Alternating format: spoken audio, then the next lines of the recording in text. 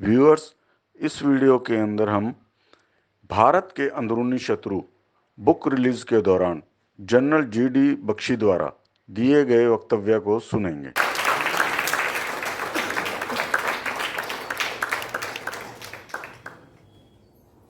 General BK Singh sir, पवन सेना जी, RSN Singh, मंचासीन, विशिष्ट अतिथिगण, देवियों और सज्जन, सर्वप्रथम मैं आरएसएन सिंह साहब को तहे दिल से उनको मैं मुबारकबाद देना चाहता हूं और मैं उनका शुक्रिया अदा करना चाहता हूं एज ए नेशनलिस्ट कि उन्होंने ये बड़ी महत्वपूर्ण किताब है, इसका पहला संस्करण आया था as no the anti national.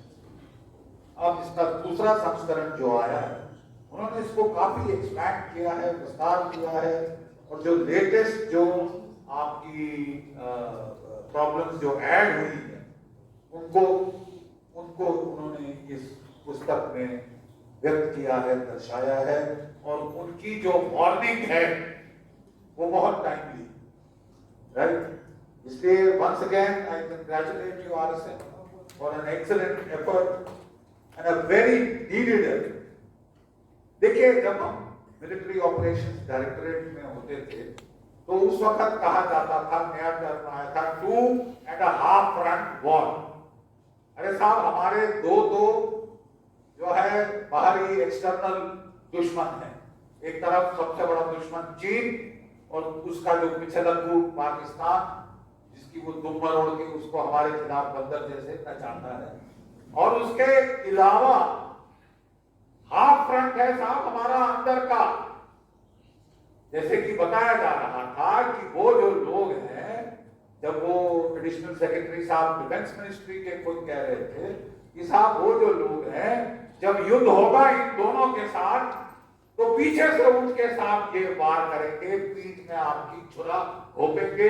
इसमें माओइस्ट शामिल है, इसमें कई कट्टर जिहादी संगठन शामिल है, इसमें कई ऐसे लोग शामिल हैं जिन्हें जानबूझकर, खासकर हमारी जहां रेलवे लाइन है सिलीगुड़ी कॉरिडोर के अंदर, वहां पठान साहब बसाए हैं, दिल्ली के अंदर रोहिंग्या बसा रहे थे, जम्मू में हमारे तमाम जो मिलिट्री के कैंप हैं, सुनवा का कैंप, सांबा का कैंप, उसके बिल्कुल आले वाले चारों तरफ रोहिंग्या।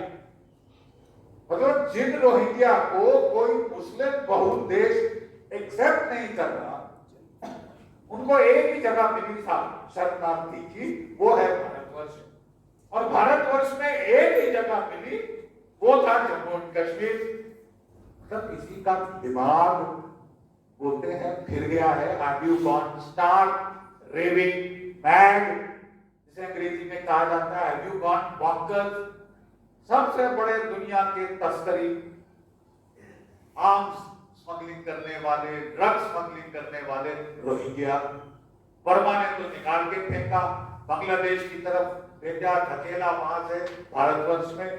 और ये सारे के सारे जम्मू कश्मीर एक प्रांत मिला साहब इसको लगाने के लिए, और सारे जहां आर्मी कैंप है उनके आसपास। अरे साहब, जब ये हालत हमारी अपनी है तो हमें बाहर के दुश्मनों की क्या जरूरत है?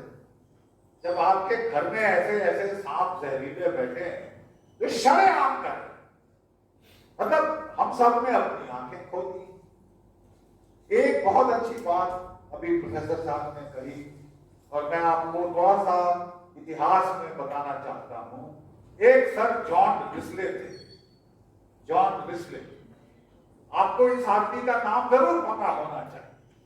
John Risley commissioner of caste census, पहला भारत का वो बना था और एंथ्रोपोलॉजिस्ट था, और उसने बड़ा स्टडी अध्ययन करके एक तरीका चुना, एक फॉल्ट लाइन चुनी इस बॉडी पॉलिटिक में, जिससे ये कभी देश को तबाह कर दिया जा सके। क्या थी साहब वो बॉडी पॉलिटिक? कास्ट। कास्ट बिल्कुल, मतलब आपको जो है कोई हैरत नहीं होनी चाहिए। उसने कास्ट सेंसस शुरू किए और जॉन रिस्ले लिखता है, and I quote, as long as there is caste, there will be no India. अरे साहब, जब तक कास्ट है कोई भारतवर्ष नाम की चिड़िया होगी ही नहीं। सबसे अच्छा तरीका इनको तोड़ने का कास्ट। तो ये थोड़ा समझने की जरूरत है। देखिए साहब, कास्ट कभी एक टाइम पे जरूरी था, कास्ट कभी एक टाइम पे उसका कोई मकसद था। जबकि हमारी विलेज सोसाइटीज थी तो इंटेलेक्चुअल वर्ग, क्षत्रिय वर्ग, जो काश्तकार काम करने वाले आम लोग, तो ये उस वक्त की डिवीजन थी। हर सोसाइटी में ये division, there be one society whether in Europe और एनीवेयर जहां ये डिवीजन ना हो। लेकिन साहब प्रॉब्लम दरअसल समझिए, जब 10वीं सदी के बाद, एक्चुअली हमले तो 7वीं 8वीं सदी में शुरू हो गए थे, लेकिन मैं आपको बताना चाहता हूं कि 200-300 साल रोक के रखे। तो फर्स्ट प्लेस जहां ये जो इस्लामिक जिहादी आर्मीज आ रही थी उनको शिकस्त मिली वो अफगानिस्तान में था, जब हिंदू शाही किंगडम हुआ। हिंदू शाही किंगडम थी, उसने 200 साल रोक के रखा वहां। ठीक है, सिर्फ एक और जगह थी जहां उनको शिकस्त मिली, वो थी स्पेन, पिरेनीज पहाड़ों में जब ये आए, इनके ऊंट चल ना सके और ये पिटे। ठीक है साहब, इनको रोक के रखा वहां पे। मैं कहने की कोशिश ये कर रहा हूं कि जब 10वीं सदी के बाद हमें समूल विनाश हो गया बिकॉज ऑफ आपसी फूट, हाथ पे हाथ, तो उस वक्त when the Hindu state was finished, खलास हो गई हिंदू स्टेट। आपकी क्या आखिरी लाइन ऑफ डिफेंस रह गई?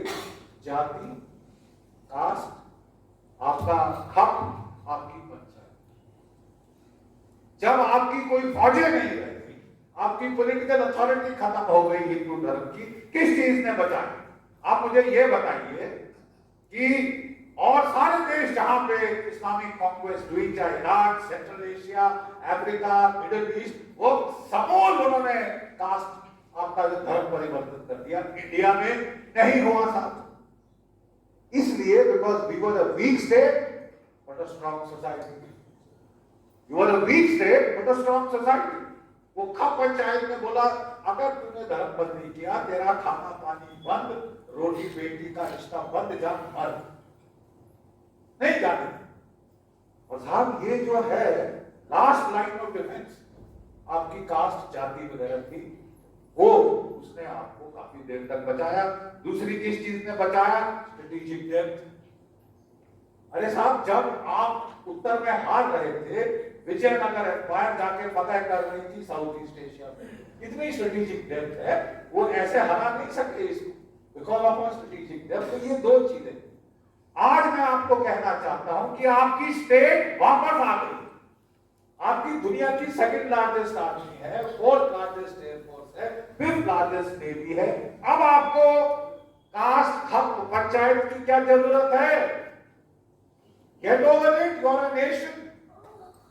अगर ये ट्राइबलिज्म की जरूरत थी जब आपकी लास्ट कोई लाइन ऑफ डिफेंस ही नहीं रह गई, अब आपकी लाइन ऑफ डिफेंस है साहब। And if you still stick by caste, अंग्रेजों ने बड़ा अच्छा फैसला कर दिया। अरे साहब, इनके तो इतने आपस में लड़ाई के मुद्दे हैं, इतनी इनकी फूट है, ये कास्ट को बस बढ़ावा दो और ये देश नहीं बन सकता, कोई फ्रीडम स्ट्रगल कुछ नहीं होगा, नथिंग ऑफ दैट सॉर्ट होगा। ठीक है साहब, आपकी जो कॉन्स्टिट्यूशन जो अंग्रेजों ने बनाई थी 1935 में, इंडिपेंडेंस ऑफ इंडिया एक्ट जो थी वहां हमारी 1935, आपकी जो कॉन्स्टिट्यूशन है आज, इट इज अ रेप्लिका, 70% वही है। और उसमें साहब जो we the people of India give to ourselves, liberty, fraternity, equality, हमारा पहले क्या वाक्य है साहब? Social justice. ये सोशल जस्टिस कहां से आया? Imperial justice. What was imperial justice? कि साहब हिंदुस्तान के लोग आपस में ऐसे फूट है, इनमें कुत्तों की तरह लड़के मर रहे हैं, इनको चाहिए एक बाहरी ताकत जो इनके कास्ट शास्त्र के कचड़े में इन्वॉल्व ना हो, वो इनको जो है राज कर सकते। तो साहब ये जो कास्ट है, ये तब अंग्रेजों ने इसको टूल दी, अंग्रेजों ने बढ़ावा दिया। हर कलेक्टरेट, कमिश्नरेट में जाके जाति, वर्ण, गोत्र लिखवाना पड़ता था और ये कास्ट उन्होंने शुरू किया। कास्ट से हमारी तबाही करनी। ठीक है साहब, जो भी आपके देश में रिफॉर्मर आए हैं, चाहे सिख गुरु हमारे, उन्होंने कास्ट को खत्म करने की कोशिश की, महर्षि दयानंद कास्ट खत्म करने की कोशिश करी, और लेकिन साहब आजादी के 75 साल हो गए हैं, अब हम लोग अपने को कास्ट पे तोड़।